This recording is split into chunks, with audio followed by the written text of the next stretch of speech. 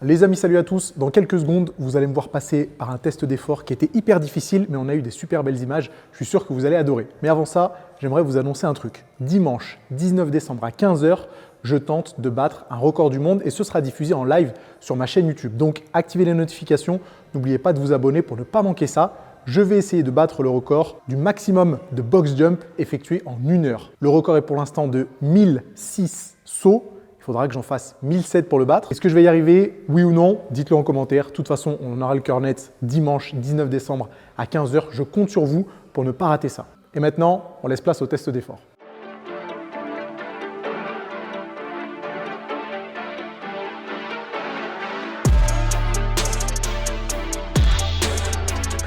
Dans la famille, il n'y a pas d'antécédent cardiaque connu, rien de particulier au niveau médical. Donc, je vais faire tout ce qui est mesure biométrie, taille, poids, masse grasse, etc. Et après, on fait le point sur le test. Il y a le docteur Doigt qui va venir aussi avec nous. Trop bien. Et le test, il se fait sur tapis? Sur tapis, ouais, pour qu'on ait des données d'entraînement spécifiques à la course. Objectif prochain, ça sera quoi? Refaire un marathon? Possiblement, mais en vrai, j'aimerais bien développer un peu mes capacités cardio, parce que même si je suis sportif et que je fais de la muscu depuis 15 ans, j'ai jamais vraiment fait d'efforts. Ça reste complémentaire, quoi. Ça reste la base aérobie qui permettra de garder la forme et la fraîcheur physique et de pouvoir supporter des charges d'entraînement plus importantes et sans qu'il y ait la fatigue qui s'accumule, quoi. Bon, après, je sais pas courir, donc il y a un travail technique aussi qui... On regardera avec le test, on regardera la technique de course et la foulée, voir comment vous êtes en termes de cadence et l'appui, et si c'est pas trop agressif, avec une attaque un peu trop talon. Et... Pieds nus ou... En chaussettes. Chaussettes. Allez, sur la balance déjà. Ouais, 98,2. Ça a été plus ou ça a été... Mon poids de forme, disons que c'est entre 98 et 102 kg. D'accord. Bon, Ceci dit, j'ai fait le marathon à 93 kg, que j'avais perdu un peu de poids à ce moment-là. Là, tout. Là, je pense que j'ai rapetissé depuis que j'ai commencé le sport. Combien c'était? 1,86. Ouais, j'ai 85. Oh, ça, c'est le squat. Pour la souplesse. Oula, je monte dessus. Hein. Voilà, vous mettez les deux pieds là-dessus. Jambes tendues. Et vous vous appuyez avec le bout des doigts, vous descendez le plus bas possible cette petite plateforme là. Voilà. Max. Très bien. Regardez la masse grasse. De droitier. Ouais. 4. 5, 2. Tournez-vous. 6 et 10. Et pour la vue, je vous laisse mettre derrière le trait noir là. Cachez un œil avec une main et première ligne en haut. M, R, T, V, F, U, E. Et l'autre œil dans l'autre sens de droite à gauche. D, Z, G, X. Ah non. Oula. X, C, N, E, U, F, V, T, M, R. Allez, mettez les chaussures et vous allez monter sur le tapis. Et il dure combien de temps, test? Un quart d'heure, 20 minutes d'effort. Vous voyez, ça fait 10 ans que je suis coach et Ouais. j'ai jamais pensé à faire ce test. Ça apporte beaucoup d'informations sur soi-même, savoir vraiment situer ses zones au niveau cardiaque et orienter ses entraînements un peu différemment, quoi, parce que souvent on a tendance à se dire qu'il faut se forcer toujours pour progresser. Et bien l'endurance se travaille de manière différente, c'est moins on force et plus on va faire des temps longs, plus ça sera efficace. Et pour ça, il faut être dans les bonnes zones pour ça. Parce que si on force trop, on n'est pas dans l'endurance, on est dans la résistance et l'adaptation sera moins bonne en fait. Et on va plus se fatiguer qu'on va progresser. Donc surtout quand on prépare à des longues distances, il faut bien connaître ça, ces zones-là, pour avoir un entraînement le plus ciblé possible. Et là, on a l'ancêtre du test d'effort. C'est ça. C'est trop bien. Fin du 19e, avec les travailleurs, facteurs, le maçon derrière.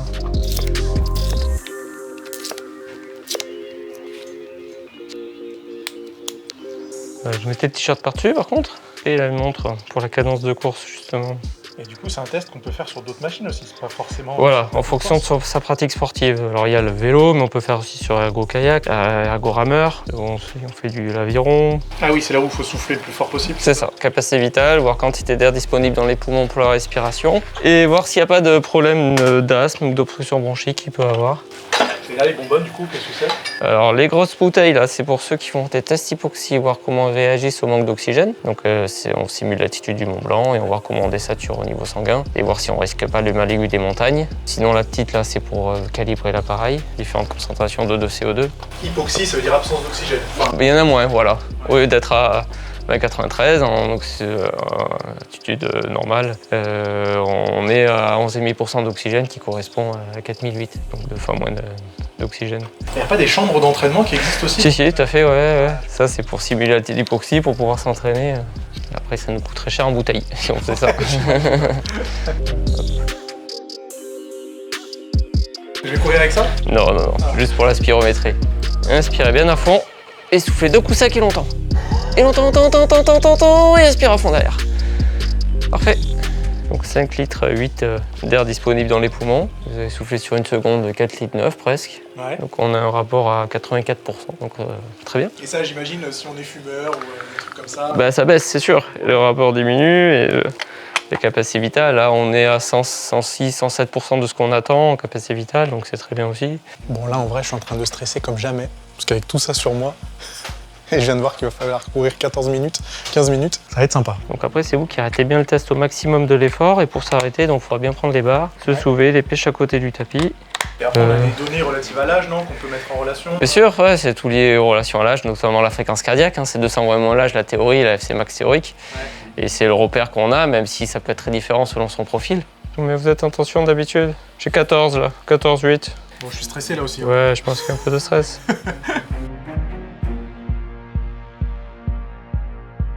Je vais vous dire en termes de masse grasse ce que ça représente aussi. Je mise sur 17%. On est à 11,6%. Ah, ça va. Ouais, 17 c'est vraiment au-dessus de 15, on va dire c'est le sédentaire, et 17 c'est le surpoids. Vous êtes quand même affûté. Après, il ne faut pas tenir compte toujours des valeurs à impédance métrique, comme je l'ai pas fait sur la balance non plus, parce que c'est très aléatoire et il y a des modes des fois sportifs, sédentaires et tout. Mais il faut prendre la variation de cette mesure. Il ne faut pas comparer aussi deux techniques différentes aussi. Et il y aura une inclinaison ou non? 1,5% qui correspond à la résistance de l'air et correspondant à allure tapis, allure terrain. Alors, donc là, vous venez faire le test pour dans quel but? C'est pour ma culture personnelle, on va dire. Je suis coach sportif depuis 10 ans, mais très typé musculation. Ouais. J'ai fait un marathon il y a 4 semaines avec des performances, bon, c'était ce que c'était. Et là, j'aimerais bien avoir une préparation plus cohérente pour un deuxième marathon, potentiellement en 2022. Donc faire les choses bien, parce que le premier marathon, je l'ai fait... Et il n'y a pas de problème de santé? Non. Et c'est la première fois qu'il y a des examens cardiaques? Je suis allé chez un cardiologue pour faire le certificat médical du marathon, justement. Ouais. Et tout allait bien. Donc, il a fait un électro de repos? Ouais. Ok, d'accord. Il n'y a jamais eu de symptômes à l'effort, pas de douleur dans la poitrine? Non. Ok, d'accord. Moi, je vais m'occuper du côté médical, cardio. Tout ce qui est côté VO2 max, seuil, c'est Mickaël, donc les prépa physique. Donc vous assurez que je tombe pas dans les pommes ou... Ouais, c'est ça. Non, puis vérifier que les tracés soient normaux. Ah oui. Là, on les voit au repos, c'est normal. C'était normal chez le cardiologue. Là, on va enregistrer le cœur à l'effort, en fait. Ouais. Et vérifier que tout va bien. Okay. Parce que c'est le double intérêt de faire un test d'effort avec une VO2 max. C'est que oui, effectivement, il y aura le côté sportif, les seuils, la VO2 max. Mais en même temps, on vérifie que tout aille bien sur le plan cardiologique. Okay. Donc là, le cœur, il va être enregistré en permanence pendant le test, pendant la course. D'accord. Donc là, l'idée, c'est de vérifier qu'il n'y ait pas de signes pour éventuellement des maladies cardiaques, des troubles du rythme, etc. Alors, on va respirer fort avec la bouche ouverte. Ok, très bien.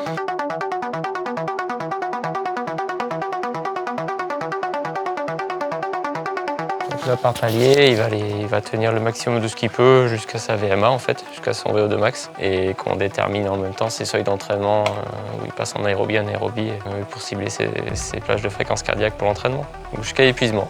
La fréquence de départ, elle est un petit peu haute, effectivement. Il faut se relâcher. Ouais. On y va.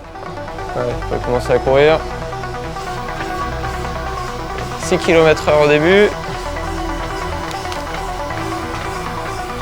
Je vais même partir à 7.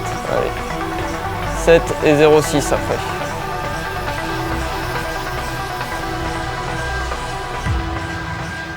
Voilà, à partir de maintenant, j'augmente la vitesse toutes les minutes.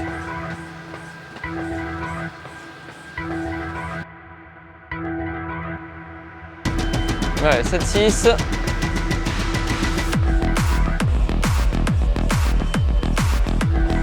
8,2.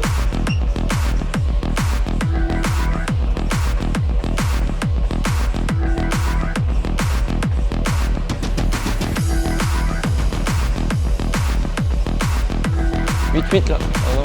Hop. Tout va bien. 9,4.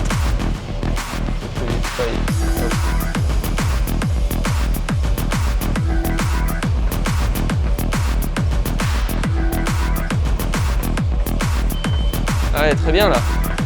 10 km/h.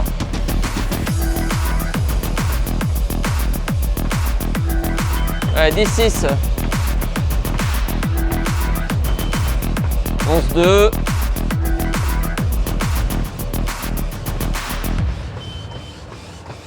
11,8.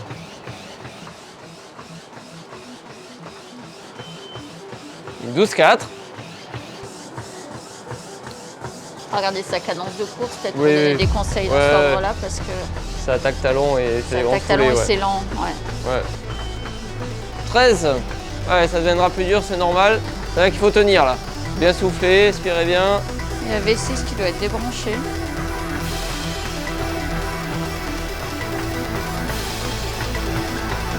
« 13-6. Allez, Ça va? allez, 14-2.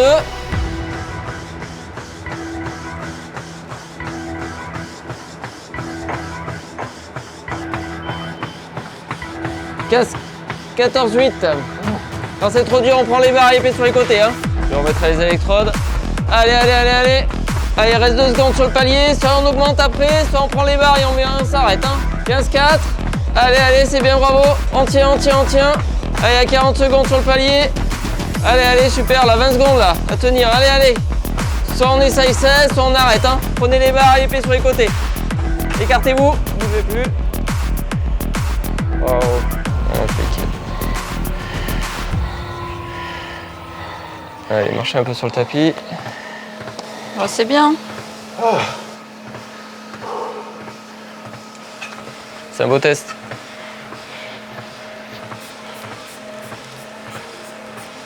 « 18-8. » Ouais, je vous arrête là. Bon, ça va?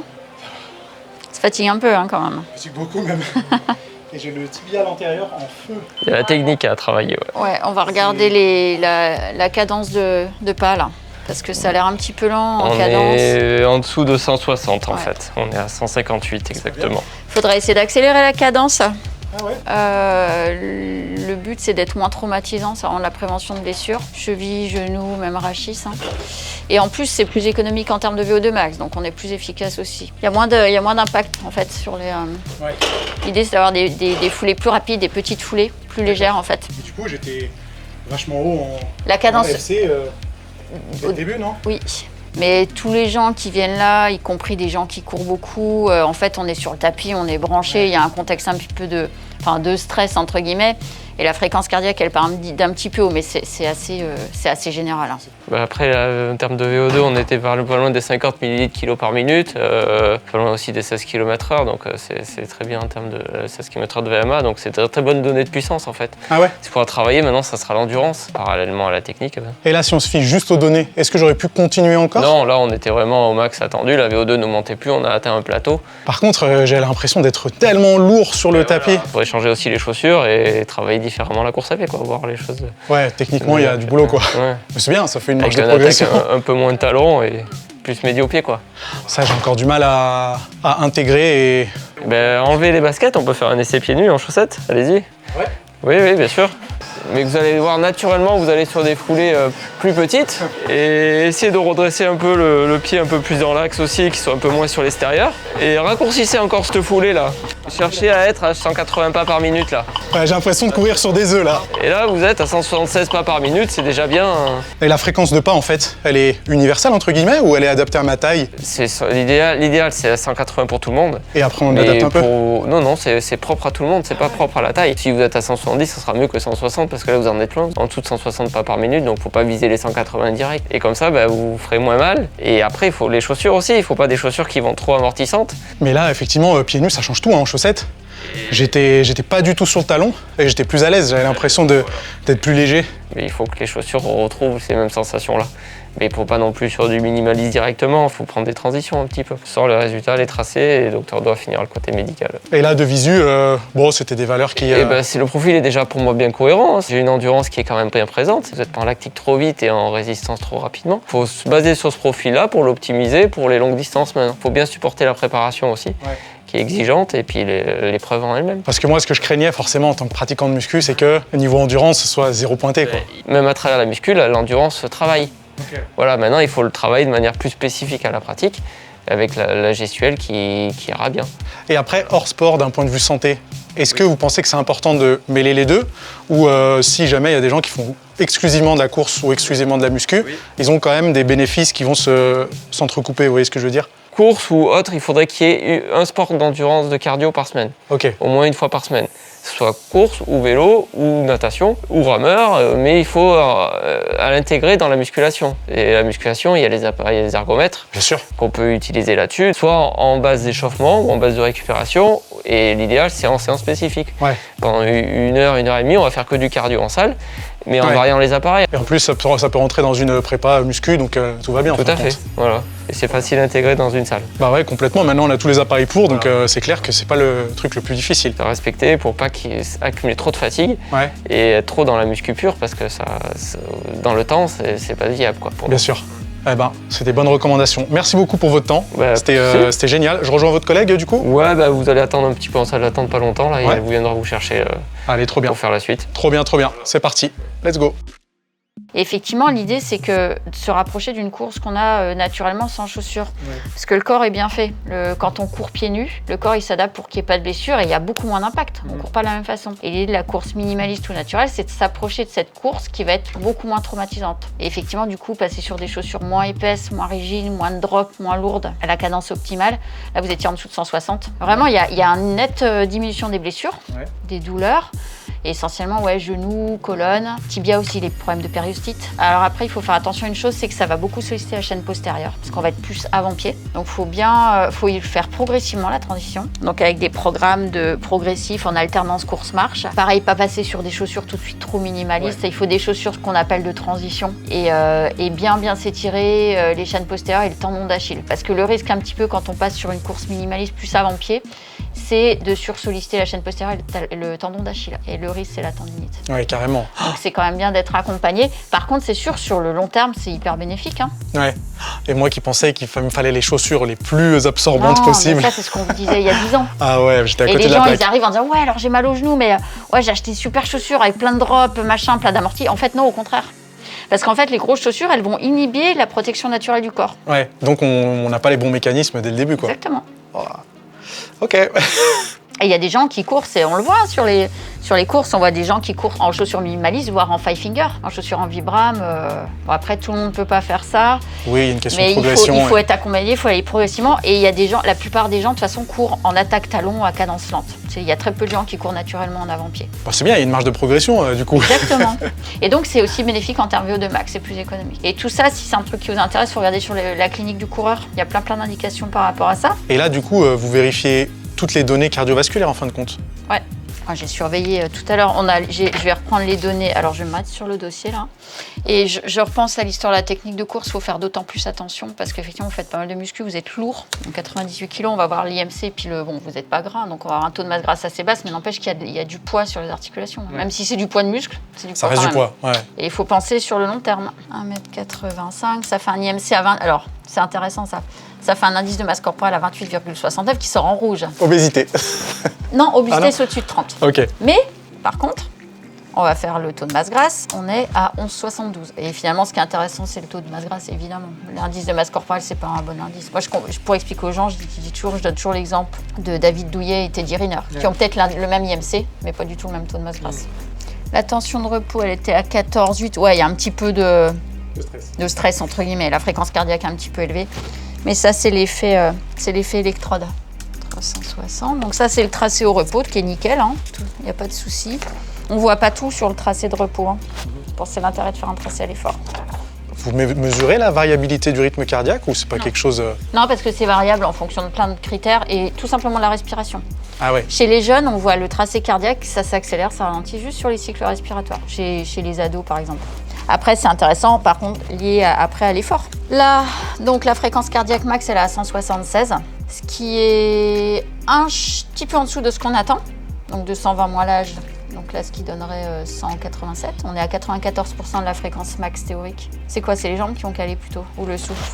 Non, c'était un peu une association des deux. Les deux, hein. ouais. Je pense que j'aurais pu tenir encore 30 secondes, mais 1 minute, j'en doute. Ouais, on dit toujours ça, mais quand on est sur le... C'est vrai que les secondes, elles sont très longues.